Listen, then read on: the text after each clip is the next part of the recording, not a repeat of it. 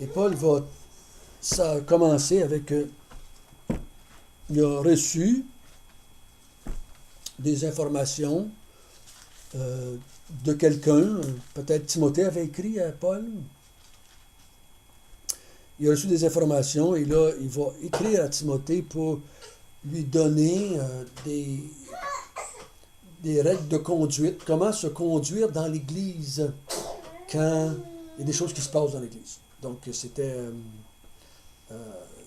poussé par le but d'aider à Timothée à faire face à les faux docteurs, les fausses doctrines qui étaient en train de s'installer dans l'Église.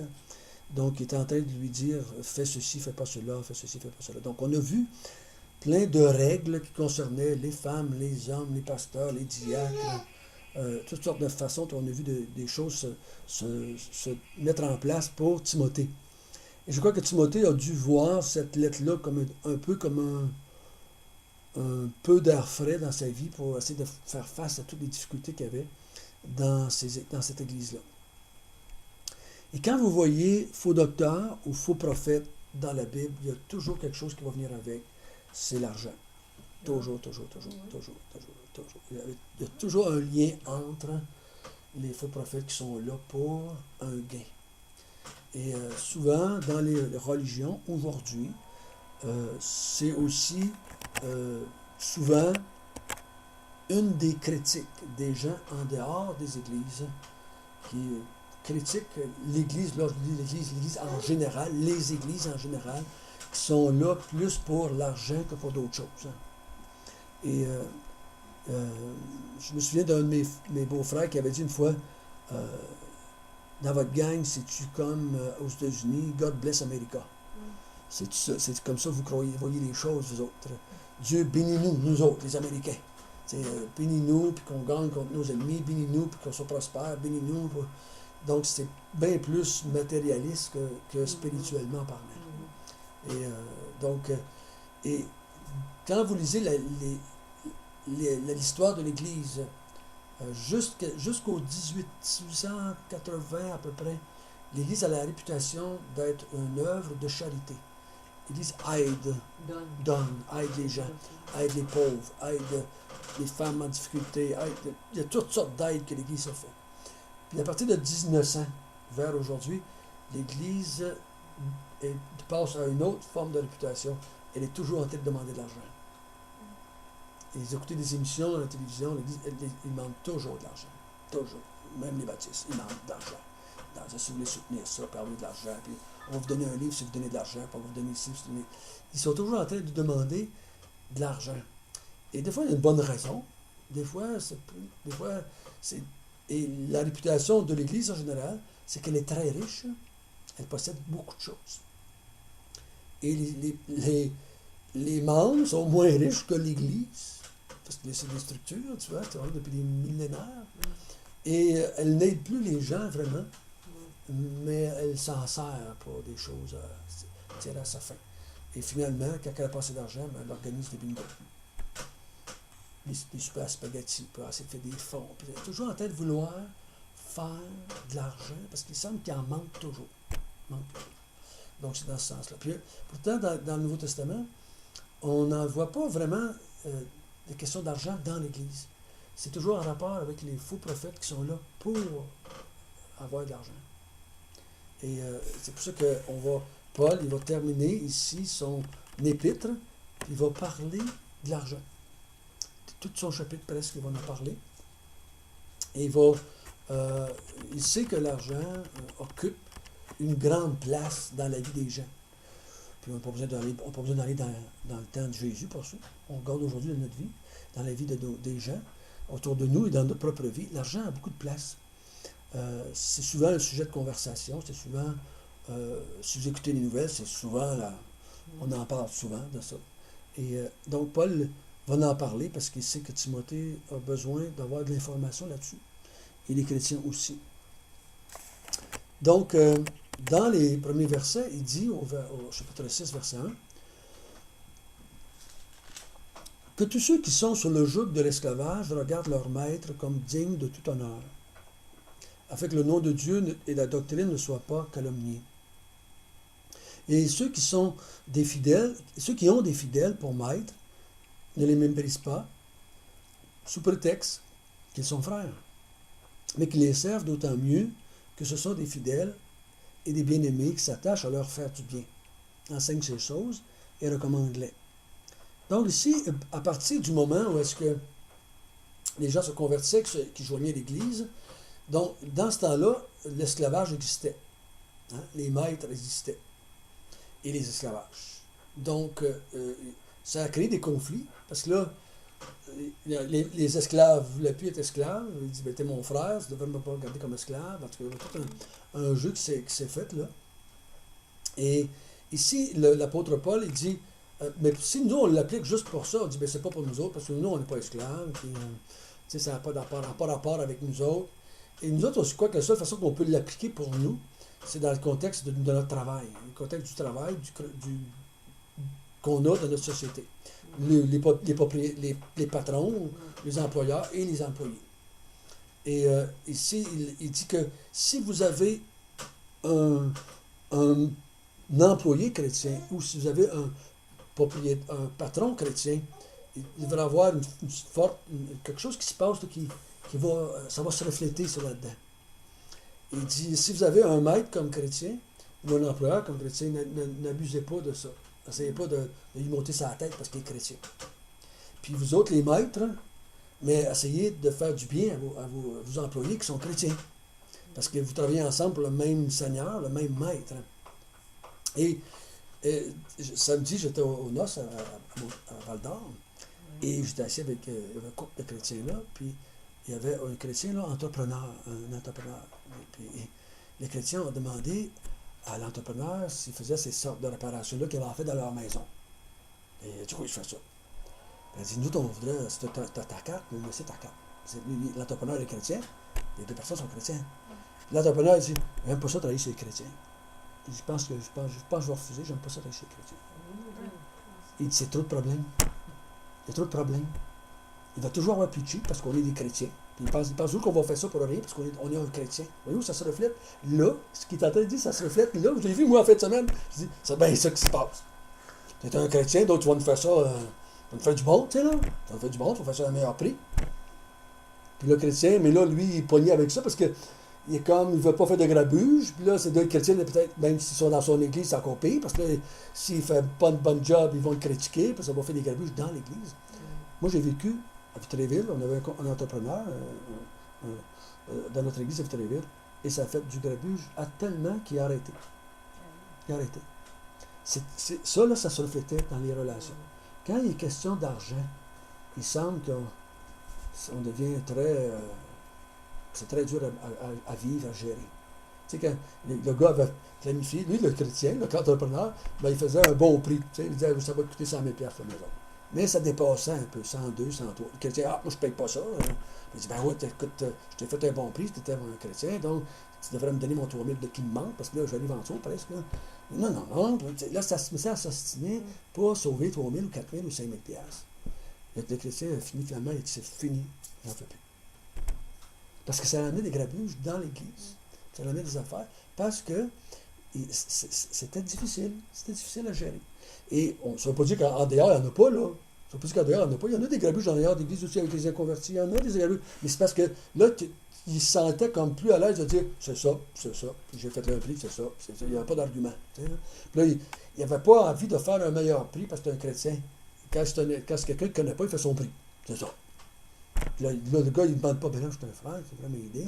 Puis là, il dit, en plus, quand je fais ça chez les chrétiens, les chrétiens invitent des amis chrétiens pour venir m'aider. Puis là, il dit, ça ne va rien faire. Là, il me nuise plus qu'il m'aide. Là, il dit, ça ne marche plus mon affaire. Il dit, je perds de l'argent finalement parce que j'ai toujours 2-3 gars qui veulent m'aider, mais ils ne connaissent pas ça. Puis là, il faut que je reprenne en arrière parce que mon nom que je laisse en arrière. Fait que là, il dit, je pense que j'en ferai pas. Puis là, le couple a bien promis. Tu rentres avec tes 2 employés, puis nous autres, on s'en va. On va être partis pendant 2-3 semaines. Il n'y a personne dans la maison, juste toi et tes employés. Tu fais comme si c'était personne d'autre. OK. C'est comme, il a donné sa carte, mais il dit, on va bien voir. Mais ça m'a fait voir ce que j'étais en train de préparer. Je dis, c'est bien ça qui se passe. même aujourd'hui, 2000 ans plus tard, quand il y a des frères et sœurs qui travaillent ensemble, on a tendance à vouloir que l'autre, ben, je suis ton frère, je suis dans le Seigneur, tu sais, puis, aide-moi, ben, donne-moi, ben, fais-moi un bon prix, là, tu sais, fais-moi un peu une faveur, là. Et là, l'autre se sent mal. Puis, et ici, il dit au maître, très très bien, il dit oui, traite-la bien, dans le sens, sois honnête, sois franc, sois bon avec eux autres. Puis il dit aux employés, mais c'est pas à cause qu'il est frère, vous devriez abuser non plus. Soyez bon pour ce maître-là, parce que c'est votre frère aussi. Puis si vous deviez travailler bien, travaillez le mieux que vous pouvez pour ce frère-là. C'est pas abuser du frère parce qu'il est chrétien. Donc, cette pensée-là, la question de l'argent, amène même des grabuges dans l'Église. Et vous voyez, dans 1 Corinthiens 6, les chrétiens se traînent en cours. Vous pensez, c'est pourquoi, là? Parce que la pelouse a poussé moins vite chez eux? Ben non. Question d'argent, vraiment encore. Il y avait toujours, c'est toujours là. Puis moi, je vous dis, en 30 ans, j'en ai vu de ça dans les églises. On sous-estime, chez les chrétiens, le danger de l'argent. L'emprise que l'argent peut avoir dans la vie d'un croyant. On a comme, oh, ben, on est chrétien, ça n'a pas d'importance, l'argent, ça n'a pas d'importance, on n'est pas attaché à ça. Mais pourtant, ça fait sa marque chez les chrétiens. Donc, ce que moi j'ai entendu depuis que j'ai mon expérience, les chrétiens qui travaillent avec les chrétiens, en règle générale, à long terme, ils arrêtent. Ils ne veulent pas, c'est facteur de grabuge. Parce que c'est comme des fois, à soir, j'écoutais une émission sur la construction. Puis souvent, les grabuges dans la construction, c'est j'avais engagé un ami pour le faire. J'avais engagé un ami pour le faire. Et l'ami, on lui fait confiance, puis on ne pense pas qu'il va nous en passer une petite vite en dessous de la table. Finalement, ils se font avoir. Parce que quand, vous avez déjà entendu ça? Quand c'est question d'argent, il n'y a plus d'amis. Il n'y a plus d'amis. Hein? Vous avez déjà entendu ça? En affaires, il n'y a pas d'amis. Ça semblerait que l'argent, elle coupe les pieds à tout le monde, puis c'est ta mère, ton frère, ta soeur, ça semblerait que tu... Puis on entend parler dans les héritages, comment ça chicane, comment ça divise les familles. Encore de l'argent. Donc, il ne faut pas sous-estimer. Quand il y a question d'argent dans l'Église, puis moi je me souviens, la dernière fois qu'on a pris cet employé-là, Vittorio, il a fait parce qu'on voulait doubler la grandeur de l'Église, puis on lui a demandé de nous faire un prix. Puis il nous a fait un prix. Puis moi j'ai dit au conseil, on rajoute 20 000. Ils sous-estiment toujours plus bas parce qu'on est des chrétiens. Ça va nous coûter plus cher, ça. Et ça, finalement, ça nous a coûté 118 000. Puis il avait planifié 105, il avait coûté 118. Il ne planifiait pas assez parce qu'il voulait faire du bien à l'Église. Puis là, il était payé avec 13 000 qui ne faisait pas d'argent. Puis nous, on avait dit, on va te donner ce que ça coûte. On va y aller avec le 105. Si ça coûte plus cher, on va te le donner. On planifie 125. On planifie 125. Ça a fait ça. Parce qu'on le connaissait un petit peu. C'était un gars qui était un peu, pas bonasse, mais il voulait toujours pas charger trop cher. Puis là, mais dans l'Église, là, je savais que nous autres, tous les chrétiens étaient pour être sur le chantier de construction, pour aider. Ça retarde un contracteur, ça l'aide pas un contracteur. Parce qu'on ne travaille pas correct, on ne travaille pas assez vite, on ne travaille pas bien, tout le monde nous redire, nous reprendre. Mais on voulait impliquer les chrétiens dans le processus de construction. On savait que ça ne nous aidera pas financièrement. Ça ne l'aide jamais, financièrement. On pense que ça va nous aider. Mais finalement, à long terme, ça ne fait pas ce qu'on pense de faire dans nos églises. Donc, première chose, dans l'Église, Paul dit à Timothée, quand les frères, si tu connais des frères et des sœurs qui travaillent ensemble, ou maître, esclave, ou employeur, employé, parle-leur, dis-leur de faire attention quand c'est question d'argent. De dire, moi je dis tout le temps, j'ai fait une vente de ma maison à un chrétien, moi j'ai vendu ma maison à un chrétien au bord, chez nous, ma première maison. J'ai dit, on fait des papiers, on fait des papiers. Il n'y a pas question. Je ne te considère pas comme un frère, parce qu'on est juste deux personnes. Puis j'ai vendu la maison. J'ai fait moins cher, un peu moins cher, parce que c'était un chrétien. Mais on dit, on va faire ça. Je ne perdais pas d'argent. Je lui ai dit, si tu ne veux pas avoir ça là, c'est beau, c'est mon dernier prix, puis va t'en acheter un autre ailleurs. Mais là, on a fait les papiers. On était chez le notaire. On a fait pareil comme ça, on était deux étrangers. Au moins, c'est les papiers. Mon père disait tout le temps, les bons papiers, ça fait des bons amis. Vous avez entendu ça souvent, hein? Donc, on fait des papiers, c'est là, écrit, c'est là. On n'a pas besoin de s'estimer là-dessus. OK, donc ça, c'est la première chose qu'il leur dit. Il dit, fais attention, parle aux employeurs et aux employés, puis dis-leur de faire attention, parce qu'ils Ils sont dans la mire, hein. Ils sont dans un piège, ils sont en danger de se quereller à cause de ça. Donc, donne-leur ce conseil-là. Servez vos maîtres, puis servez-les bien, ils sont vos frères. Vous autres, c'est des frères, c'est des sœurs, mais donnez-leur un bon salaire, puis vous autres, faites-leur du bien, puis abusez pas d'eux autres. Tu sais, un patron, qu'est-ce que ça veut faire un patron? Ça va être les employés le moins cher possible pour faire le plus de salaire, le plus d'argent possible, clair. Mais tu n'es pas obligé de. Là, avec tes frères et sœurs, tu peux faire du bien, traite-les comme des frères et sœurs. Donc, automatiquement, essaye de les aider là-dedans.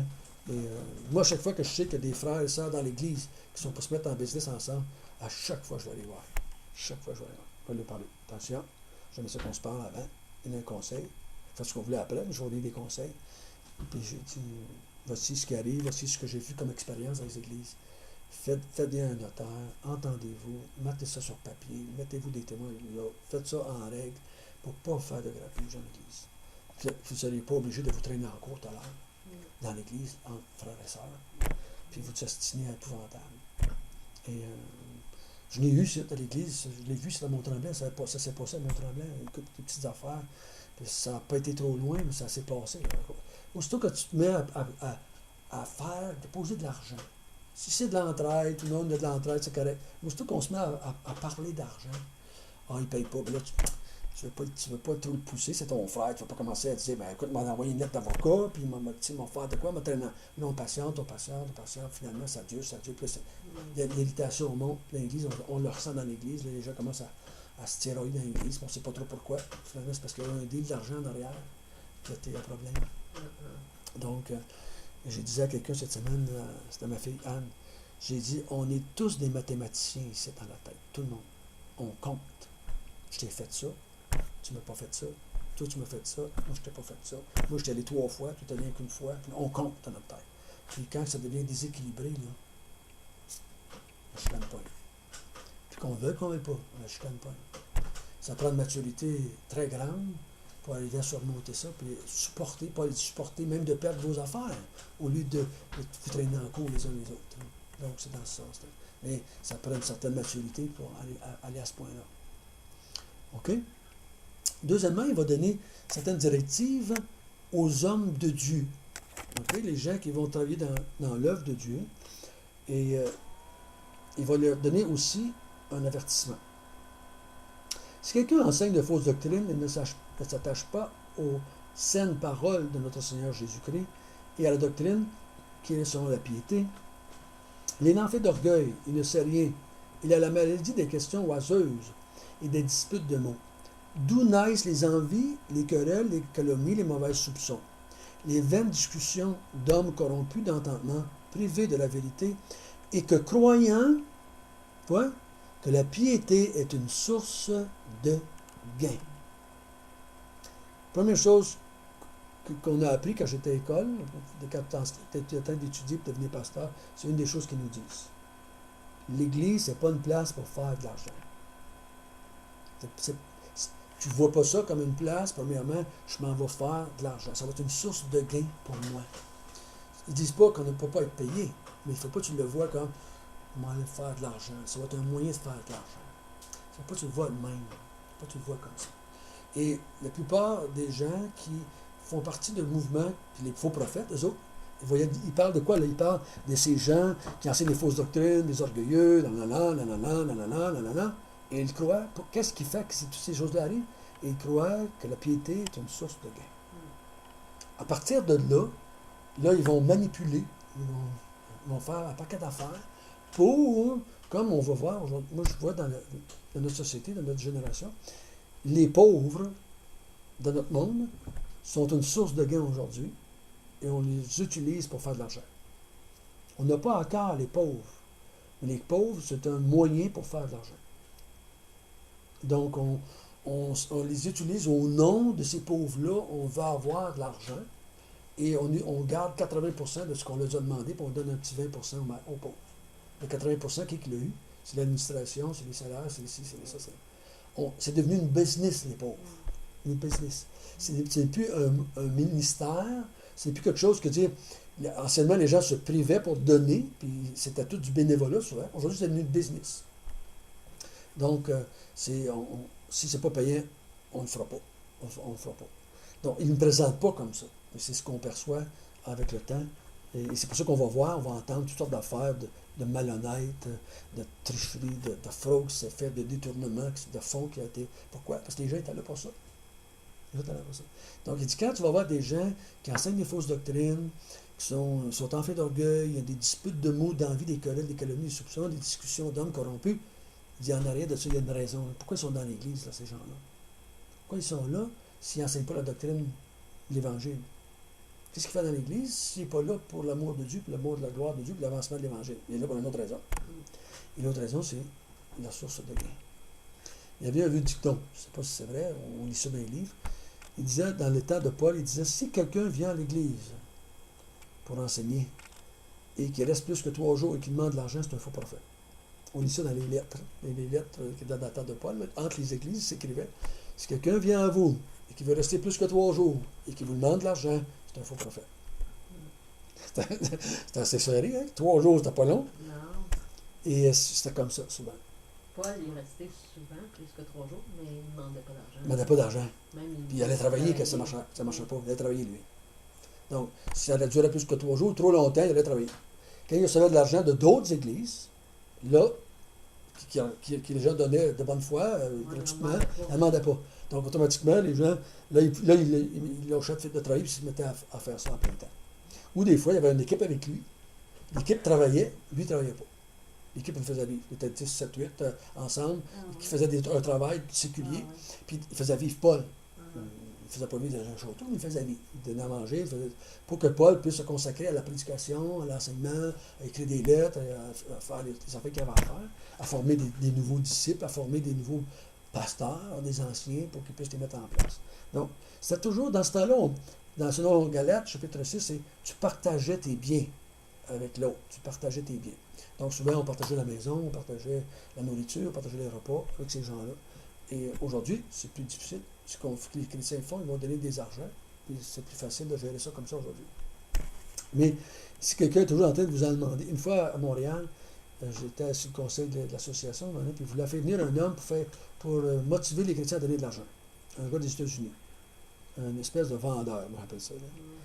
Et mon ami, je me suis levé comme ça, j'ai dit non, monsieur. Moi, je vais voter non, je ne veux pas avoir ça chez moi. J'ai dit ces affaires-là, de brassage, d'émotion pour avoir de l'argent, c'est quoi le but? Là? Les chrétiens ne donnent pas de bon cœur, c'est quoi l'affaire? C'est quoi qu'on veut? Là? Mais ça marchait. Fait que, tu sais, quand les églises veulent avoir tellement d'argent, là, ils mettent de la pression. Ils vont mettre de la culpabilité chez les gens pour que ça bouge.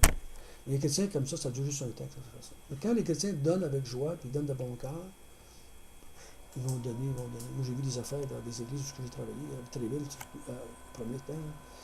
On disait aux chrétiens, arrêtez de donner, on a trop, on ne sait pas quoi faire avec. Gardez-là votre argent. T'sais.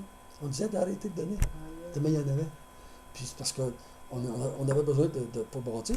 C'était 90 000 qu'on avait besoin. Puis finalement, on disait arrêtez, on a trop. On a rendu à 100 000. On n'a pas besoin d'avoir ça. Donc c'était quand les gens veulent quelque chose, les chrétiens ont en cœur quelque chose, puis qu'ils veulent quelque chose, ils vont donner. Ils vont donner. Tout le monde met de la pression dessus. Quand tu vois des tordre le pied, là, c'est que toi, tu veux quelque chose, puis les chrétiens ne voient pas. Ils ne sont pas vendus à l'idée. Ils ne voient pas le besoin de ça. Quand ils ne voient pas le besoin, il faut que tu les casses les pieds si tu veux qu'ils donnent. Mais s'ils voient le besoin, puis qu'ils ont à cœur ces affaires-là, puis c'est ça qu'ils veulent faire, c'est aussi en tant que chrétien, ils vont mettre les mains dans les poches, ils vont donner. Mais c'est juste une question de choses. C'est pas une source de gain. La piété, la foi chrétienne, c'est pas là pour faire de l'argent. C'est pas là pour faire de l'argent. Donc, c'est ça. C'est une des règles. Donc, le faux prophète, on va le voir que lui, ça devient une source de gain pour lui. Puis il dit, moi je dirais que si tu vois un chrétien qui veut aller dans le ministère, qui veut devenir un pasteur ou un ancien, avertis-le que ce n'est pas une source de gain. C'est pas une source de gain, ça va aussi. Ça ne veut pas dire qu'il n'y aura pas un salaire ou de l'argent, parce qu'ailleurs, il va dire d'autres choses, de lui donner une double honneur ou un salaire. Donc, c'est pas qu'il ne veut pas qu'il reçoive de l'argent, mais tu ne le fais pas. Tu ne vois pas ça comme une source de gain. OK? Ensuite, ça, il dit, au verset 6 à 10, c'est en effet une grande source de gain, la piété, avec le contentement. Il dit, c'est vrai, c'est une grande source de gain, la piété, avec le contentement. Quand nous n'avons rien apporté dans le monde, il est évident que nous n'avons rien, que nous ne pouvons rien emporter. Donc, il dit, on est arrivé nu, puis on repart nu. Donc, pourquoi ça ne devrait pas être une source de gain? Tu devrais te contenter de ce que tu as, parce que dans le fond, tu n'emporteras rien avec toi. La plupart des gens meurent avec un surplus. On dit tout le temps, il y avait de l'argent, il passait de l'amener dans sa tombe, quoi, son argent, tu sais, qu'est-ce qu'il fait? Puis j'ai entendu, moi je ne sais pas si c'est vrai, j'ai peut-être entendu l'histoire de les gens voulaient se faire enterrer avec leurs argent, c'était marqué dans leur testament. J'ai entendu une fois, mon père avait dit une fois, qu'il avait fait un gros chèque, là, puis ils l'ont mis dans la tombe. Le chèque n'était pas bon, il n'avait plus l'encaissé, fait que l'argent est resté là, puis ils l'ont utilisé. Ils ont mis son argent dans sa tombe. On va te la mettre ton argent dans ta tombe. Juste pour le. Tu sais, pour respecter ses derniers vœux. Parce que tout le monde meurt, puis souvent ils ont des surplus. Pourtant, ils ne peuvent pas rien emporter. Les millionnaires, les milliardaires, ça reste en arrière. Puis le proverbe dit, ils ne vont pas vraiment faire avec ton argent ce que toi, tu n'aurais pas voulu faire. C'est dans le proverbe. Et si tu laisses 100 000 à ton gars, ça ne veut pas dire qu'il va faire ce que toi, tu aimerais avec cet argent. Il va peut-être faire des choses même que tu n'aurais pas voulu qu'il fasse. Il va peut-être même se donner un Québécois, comme on dit des fois, peut-être devenir fou raide, puis il va partir, il va peut-être de la boisson, ci, de ça. Il faut faire attention, c'est pas tout le monde qui va gérer, qui est capable de gérer ça. Mais pour encourager les gens à ne pas voir la piété comme une source de gain, mais il dit t'emporteras rien, mais tu pars. T'emporteras rien. Ça reste là. Si donc nous avons la nourriture et le vêtement, cela nous suffira. Donc, il est en train de dire, contente-toi du nécessaire de la vie. Essaie pas de devenir, d'avoir des fonds. Il dit ça dans Matthieu, hein, les trésors qui s'accumulent, ben, ça pourrit, puis ça roule, puis ça finit par s'en aller. Tu sais, à quoi ça sert d'avoir de temps? C'est souvent un reflet d'un manque de sécurité. Ou, aujourd'hui, ça peut être aussi une façon de se valoriser, d'avoir un standing. J'ai réussi dans la vie. Regardez ma maison, regardez mon char, mon compte de banque. J'ai réussi dans la vie. T'sais, souvent, c'est comme ça. Le pauvre est un peu dénigré. Le riche est valorisé beaucoup. On le met à TV, on le met sur les murs, on le met partout. Le pauvre, fait que là, le pauvre, qu'est-ce qu'il veut? Il veut sortir de son trou, de lui-ci, parce qu'il veut de la valorisation. Et tout, il veut avoir de l'approbation de la société. Donc, j'ai vu un gars la fin de semaine passée qui discutait avec une personne qui était sur le bien-être social et ça faisait dur. Dénigré. La personne sur le bien-être social se sentait attaquée.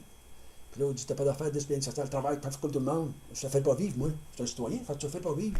T'es capable de travailler, t'es jeune, t'as de la santé, travaille.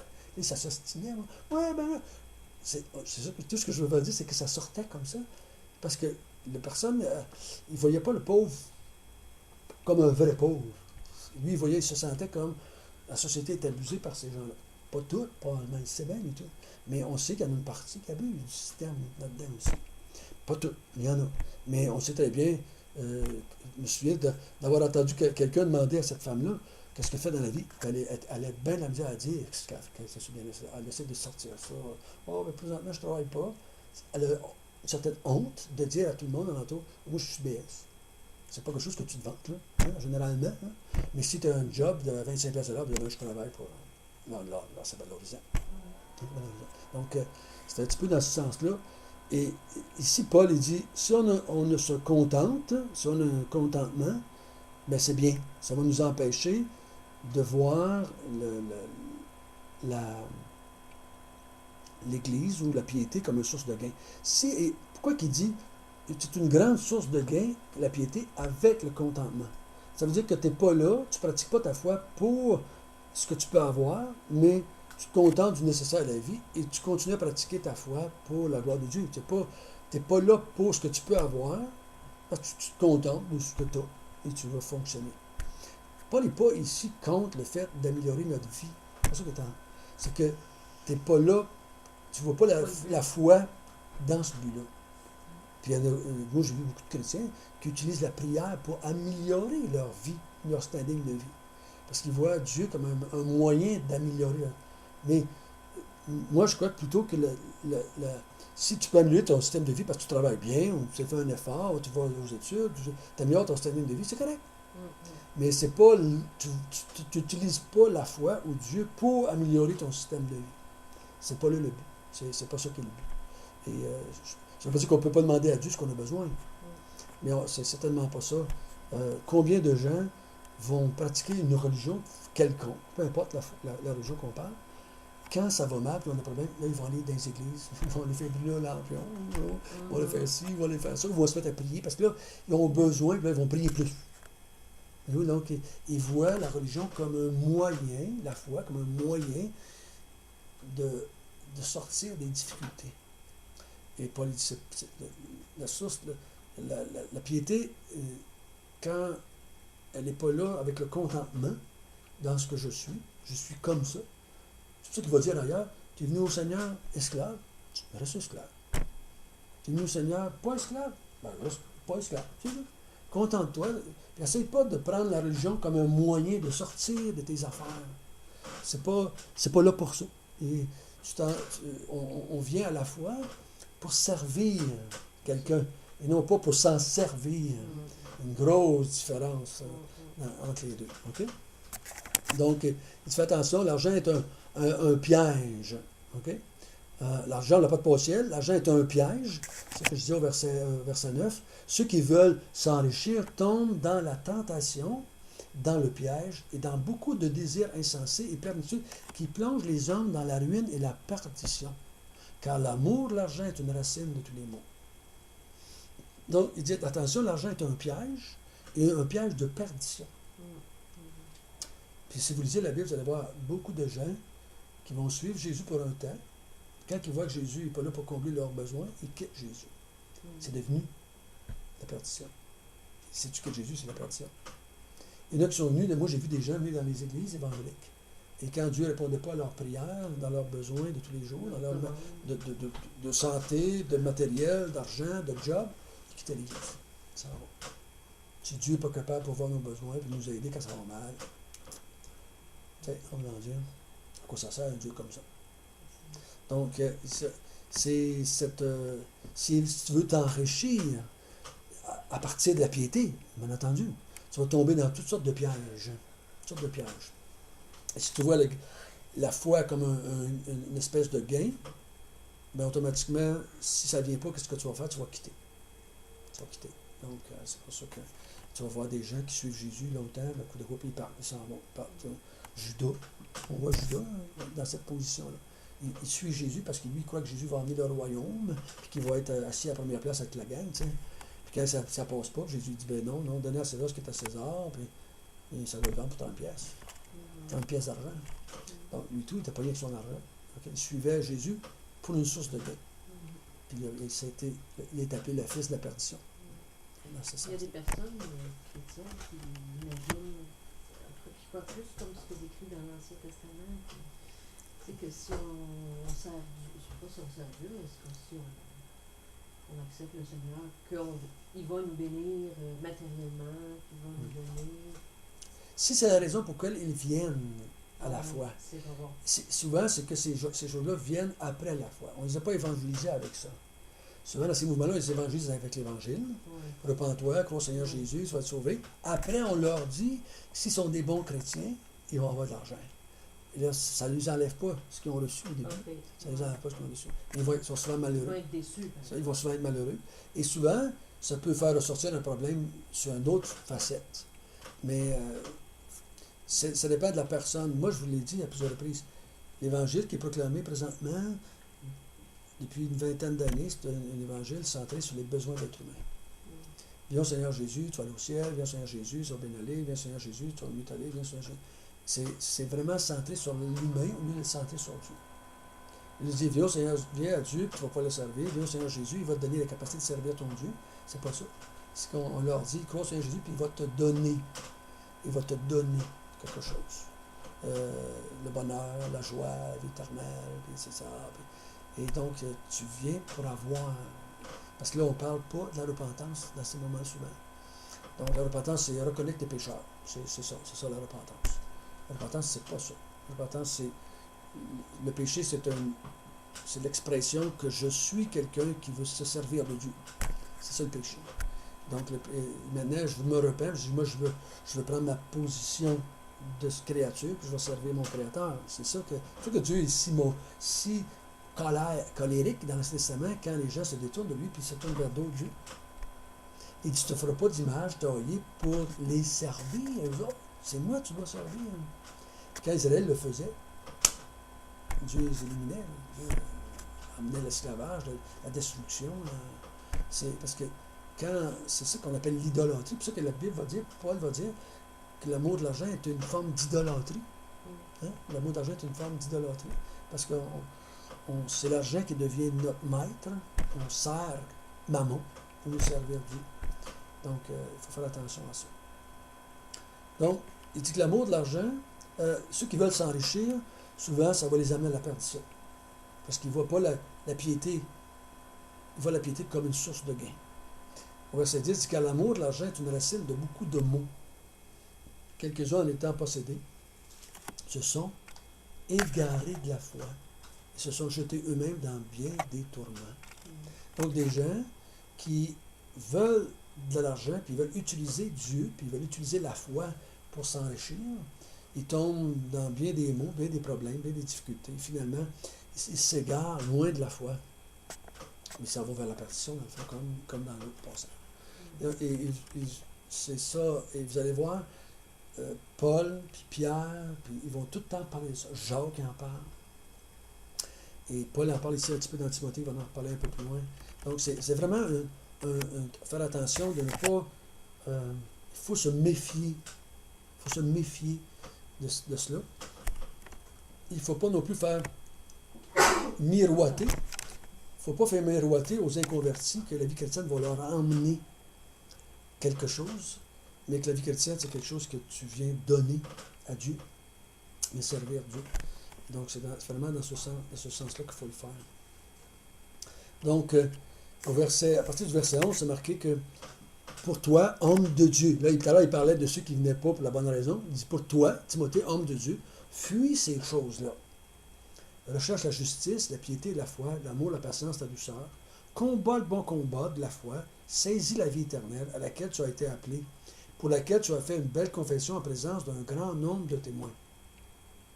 Je te recommande, devant Dieu qui donne la vie à toutes choses, et devant Jésus-Christ qui fit une belle confession devant Ponce Pilate, de garder le commandement, de vivre sans tâche, sans reproche, jusqu'à l'apparition de notre Seigneur Jésus-Christ, qui manifestera en son temps le bienheureux et le seul souverain, le roi des rois et le Seigneur des seigneurs, qui seul possède l'immortalité et qui habite une lumière accessible, que nul homme n'a vu et ne peut voir, et qui appartient l'honneur et la puissance éternelle. Amen.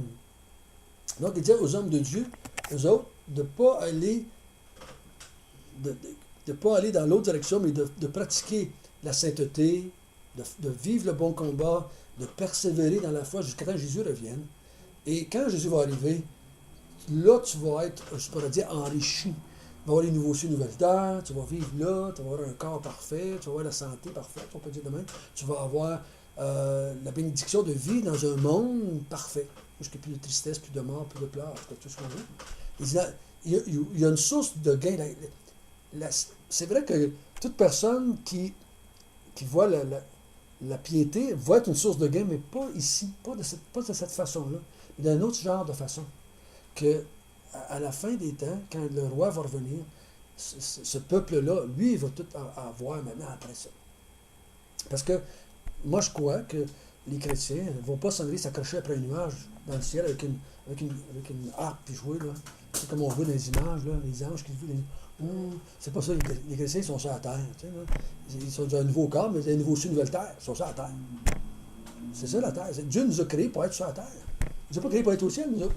Mais ils vont être d'une façon qui va être heureux tout le temps. Ah oui, parfait, c'est le bonheur éternel. Là. Dieu est là, même avec nous autres sur la terre. Le travail n'est pas une malédiction. Ouais. C'est devenu une malédiction après le péché. Okay.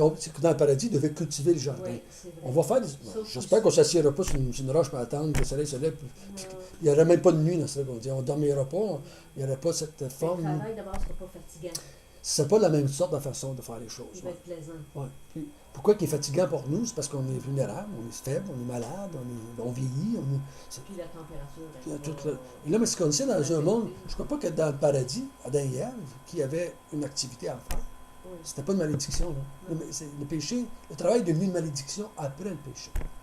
Tu vas travailler, maintenant, il dit, ah ben, à partir de maintenant, tu vas travailler À la à sueur soir, de de ton front. Avant, Et, il n'y avait et pas de là, sueur. il dit, tu vas semer des patates, tu vas pousser des mauvaises herbes, des rapports, Oui. ça va être dur de manger. Oui, Mais pareil. à ce temps-là, c'était pas de même. Tu sais, avant ça, tu allais ramasser tes pommes, tes pêches, puis tu en as mangé. Tu sais, tu travaillais, tu faisais de quoi? Mais c'était pas dur. Il n'y avait pas de malédiction qui était là, dans ce sens-là. Donc, il ne faut pas penser qu'on va être accroché après moi, je ne veux pas être accroché après une heure avec ma harpe, puis jouer avec toute l'éternité, ça va être plate. Les musiciens, peut-être, aimeraient ça. Peut-être. Ils feront de la musique pendant qu'on ramasse les pêches. C'est ça. Ils nous feront chanter. Parce que, je sais pas, c'est pas facile de déterminer tout ce qu'on va faire. Ben non. Mais il dit, mais que le maître vienne. Toi, l'homme de Dieu qui va avoir vécu de la sainteté, tu vas marcher avec lui, tu vas persévérer, que tu n'as pas vu la foi comme un gain monétaire ou matériel, mais que lui, il va venir. Maintenant, là, après ça, tu vas pouvoir être récompensé dans ce sens-là. Donc, cherche-le pas, il va te le donner. Donc, les hommes de Dieu dans l'Église, si vous percevez qu'un homme ou un pasteur est là pour l'argent, ça va devenir difficile à voir. Ça va devenir difficile. C'est très douloureux, puis c'est toujours être poussé dans le tas pour avoir de l'argent, pour avoir de l'argent, pour avoir de l'argent. Il y a des pasteurs qui poussent pour avoir de l'argent, pour avoir des baptismes, pour des argent de faire ci, des argent de faire ça. Ils sont toujours en train de vouloir plus. Ça devient fatigant sur les chrétiens. C'est fatigant sur les chrétiens. Moi, s'il faut vivre avec le contentement dans nos vies, il faut que l'Église vive dans le contentement aussi, avec ce qu'elle a. Donc, ça ne veut pas dire qu'on ne devrait pas s'encourager à donner à l'œuvre de Dieu, mais s'il rentre 50$, on vit avec les 50$, sans se lamenter personne. S'il rentre 500$, on vit avec les 500$, sans se lamenter personne. Si on n'a pas l'argent pour s'acheter une bâtisse, on en loue une qui ne coûte rien. On dit merci Seigneur, on fonctionne avec ce qu'on a. Si on ne l'a pas, on ne l'a pas. Si on l'a, bien on essaie de le gérer le mieux possible, tout simplement. OK? Là, on va terminer avec le verset 17 et 19. Recommande aux riches du présent siècle de ne pas être orgueilleux, de ne pas mettre leur espérance dans les richesses incertaines, mais de la mettre en Dieu, qui nous donne avec abondance toutes choses pour que nous en jouissions. Recommande-leur de faire du bien, d'être riche en bonnes œuvres, d'avoir de la libéralité. Libéralité, c'est de donner généreusement, ou de la générosité, et de s'amasser ainsi pour l'avenir un trésor placé sur un fondement solide afin de saisir la vie véritable. Donc, ici, il donne une dernière recommandation. Il dit, aux ceux qui ont de l'argent, dans ce siècle, les chrétiens qui se sont convertis et qui ont beaucoup d'argent, il les met en garde d'être orgueilleux. Attention à l'orgueil, parce que tu peux en tirer de l'orgueil, d'avoir plus que les autres. OK? Et il dit, fais attention à ça, parce que ça peut être aussi un échappatoire pour te fier à ce que tu as dans ton compte de banque, plutôt que de se fier au Seigneur. Donc, il y a une fausse espérance, une fausse attente. Puis il dit, faire attention ces gens-là, de ne pas être égoïste. Mais si tu as de l'argent, de le partager avec ceux qui en ont. Donc, dans l'Ancien Testament, Dieu disait une place, il dit, je vais faire qu'il y ait toujours des pauvres parmi vous, afin que vous donniez. C'était comme Dieu voulait qu'il y ait des pauvres, pas qu'elle reste pauvre, mais que les autres donnent à ces pauvres. C'est sûr qu'il y avait des lois, des règlements dans la société juive pour donner aux pauvres. Donc Dieu avait installé des règlements. Comme si tu allais, mettons, si tu en allais de ta ferme, de ton champ à ta grange, puis tombait une gerbe de blé à terre, tu ne pouvais pas la ramasser. Ça, c'était pour le pauvre qui passait en arrière de toi. Tu ne pouvais pas couper les coins. Tu ne peux pas faire ton coin comme ça, là, en angle de 90. Tu faisais un coin en rond pour que le pauvre vienne ramasser le restant.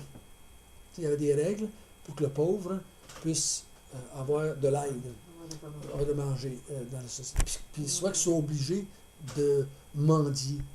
Donc il y avait des règles de toutes sortes de façons que tu pouvais faire. Comme quelqu'un pouvait passer du long du chemin et ramasser des épis de maïs, des épis de blé, comme les apôtres ont fait avec Jésus. C'était une règle aussi. Si tu as faim, tu passes, tu t'en vas, tu passes sur un champ de blé, tu peux le ramasser. Le mettre dans ta bouche, tu peux manger. Mais tu peux pas. Le gars à qui ça appartient, tu ne peux pas te voir comme un voleur. Ça faisait partie d'affaires. Donc, c'est vraiment une des dernières exhortations qu'il fait. Il recommande aux chrétiens riches d'être libéral, d'être généreux, de bien faire avec ça. Et maintenant, ça veut dire quoi, être riche? Chacun de nous a ses façons de le définir. Mais je pourrais vous rendre un témoignage de gens que je connais que nous on appellerait riches et qui donnent. L'Église fonctionne à travers le monde à partir de ce que ces gens riches-là donnent. C'est comme ça que ça fonctionne. Et nous, on donne en tant qu'Église, on donne 1000, 2000 piastres par année pour les missionnaires. C'est pas nous qui font fonctionner l'Église. On aide tout le monde, mais c'est les gens riches qui font fonctionner l'Église, les chrétiens riches. Les autres, ils vont donner par millions, par millions, par millions. Moi, je connais un homme qui donne de l'argent pour 30 missionnaires tout seul. Il fait juste 30 missionnaires. Il fait vivre. C'est 30 missionnaires à 50 000 piastres chaque, mettons. Là. Ça veut dire 1 500 000.